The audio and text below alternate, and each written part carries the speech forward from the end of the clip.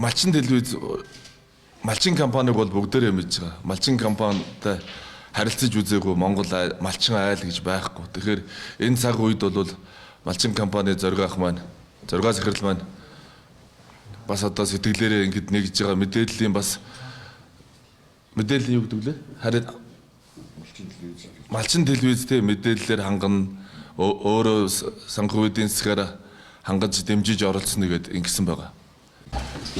За бүгдээрэнд нь энэ өдрийн мэндийг хүргэе. Малчин компани малчтайгаа 30 жил хамтарч ажиллажээ. Тэгээд зөндөл олон одоо үлийг давж туулж өдийг хүрсэн. Гэтэл энэ жилийн одоо энэ үйл, энэ жилийн зуд үнэхээр одоо урд хожид бараг байгаагүй шахуу гэж хэлж болохоор тийм одоо гинтийн одоо маш хүнд нөхцөлд орчлоо.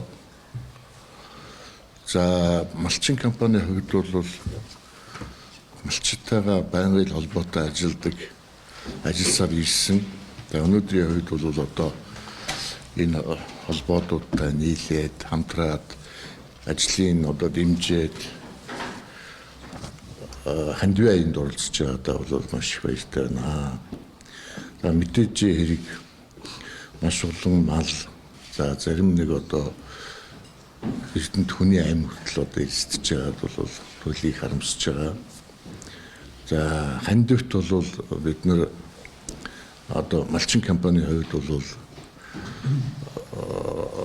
гарч идэн одоо янз бүрийн одоо цахилгаан хэрэгслүүд боломжоор нийлүүлэх гэж байна. За зарим одоо зүйлийг бол дуудлага худалдаа гэдэг юм уу борлуулсараа өнгөн хэлбэрээр энэ төр нийлүүлэхээр ингэж ажиллаж байна.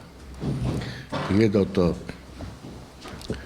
хамтарч одоо ханд өргөх гэж байгаа бас одоо хувь хүн албан байгууллагуудаа уриалгыг хүсэж байна гэж ингэж хэлэх байна да. Товчхон бол. Ботгоод. За